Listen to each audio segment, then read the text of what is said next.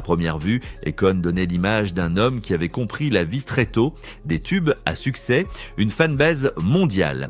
Un sourire parfaitement adapté à chaque tapis rouge, mais dès que l'on dépasse les classements et les gros titres, son univers commence à ressembler moins à un style de vie de superstar et davantage à un système privé construit autour du contrôle, du secret et de blessures qui ne se sont jamais vraiment refermées.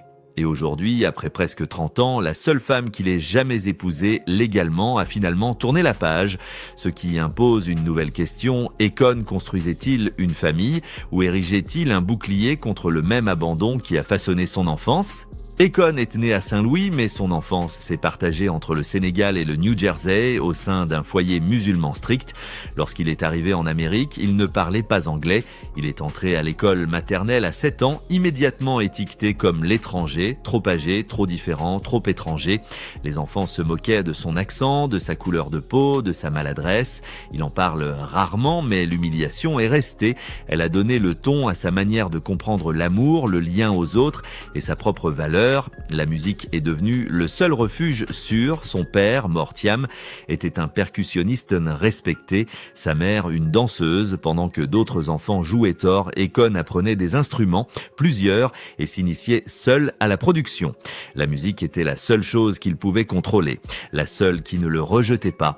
Mais le véritable modèle de ses relations adultes venait de chez lui, d'une histoire qu'il a racontée publiquement sans ciller, alors que n'importe qui pouvait y percevoir des signaux alarmant. Son père a choisi la mère d'Akon lorsqu'il avait 13 ans et qu'elle en avait 2, pas une adolescente, pas une préadolescente, un bébé. Il l'a élevée et lorsqu'elle a eu 16 ans, il l'a épousée. Lui en avait 27. Akon a grandi en croyant que c'était normal, une tradition, une réalité culturelle. Puis il y a eu la suite. Son père a épousé 4 autres femmes, 18 enfants, au total 5 foyers, fonctionnant sous l'autorité d'un seul homme. Akon dit qu'il les aimait toutes, mais seule sa mère biologique l'a élevé directement. L'amour existait, mais la distance aussi. Au collège, il pensait enfin avoir trouvé quelqu'un qui le voyait vraiment.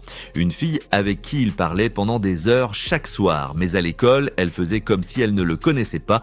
Un jour, elle l'a regardé droit dans les yeux et lui a dit « Tu es trop noir, tu ressembles à minuit ». Ces moments restent.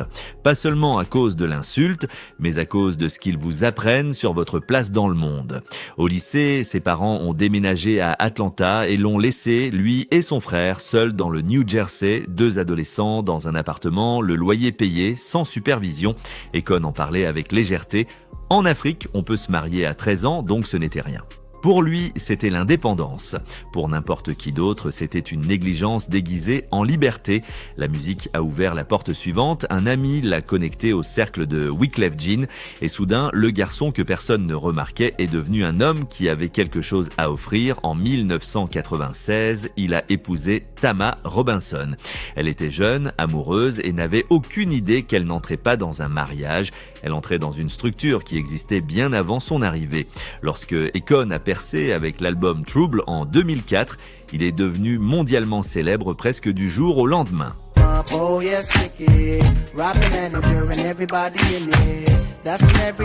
Locked Up, Lonely, des titres qui l'ont propulsé parmi les artistes les plus populaires des années 2000.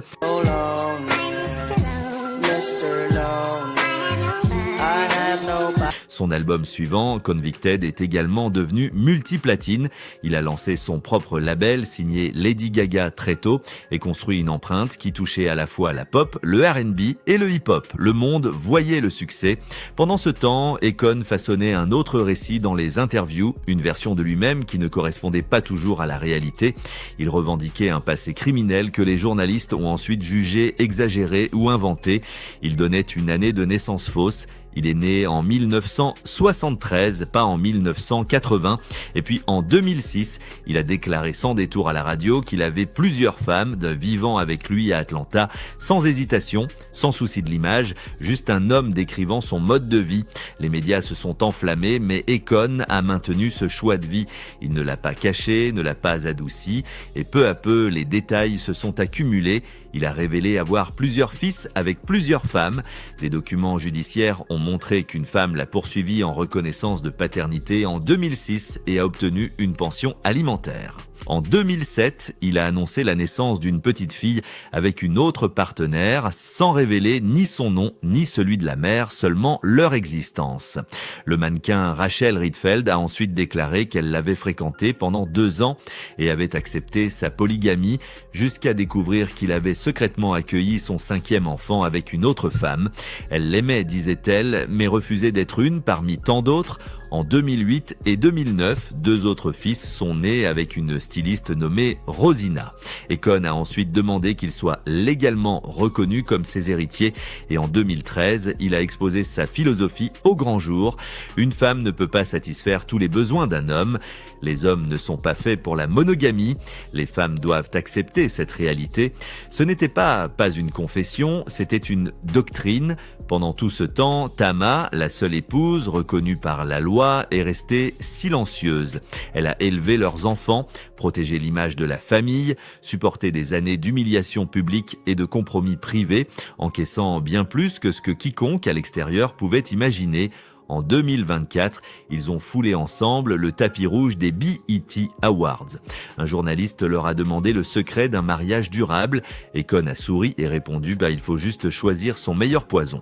Sur le moment, cela ressemblait à une plaisanterie. 1 an plus tard, cela sonnait comme un avertissement, car en 2025, après 29 ans, Tama a demandé le divorce. Elle a invoqué des différences irréconciliables. Elle a confirmé qu'ils avaient encore un enfant mineur à la maison. Elle a demandé la garde légale conjointe, mais la garde physique exclusive. Elle a réclamé une pension alimentaire et elle a demandé au tribunal d'empêcher Akon de recevoir tout soutien financier de sa part. Après presque 30 décennies, elle a tracé une limite. Les psychologues appellent cela une remise en question du nid vide, lorsque le conjoint qui a longtemps enduré, une fois les enfants partis, affronte enfin la vérité de son mariage. Pour Tama, la vérité était simple, l'amour ne suffisait pas pour survivre dans une structure conçue pour la maintenir en seconde position. Aujourd'hui, la question qui flotte dans l'air dépasse largement le divorce. Si la femme qui l'a connu le plus longtemps et qui a le plus enduré, qui a porté le poids de la famille, a finalement choisi de partir, que se passera-t-il si les autres partent aussi? La polygamie paraît stable quand on est au centre du système, mais dès qu'une personne s'en extrait, tout l'édifice commence à vaciller. Akon a passé sa vie à bâtir un monde où il ne pourrait jamais être abandonné, mais pour la première fois depuis l'enfance, il pourrait bien se retrouver seul. Que cela marque l'effondrement de tout ce qu'il a construit ou le début d'une prise de conscience qu'il a évitée pendant des décennies dépendra de ce qui viendra ensuite. Seul le temps le dira.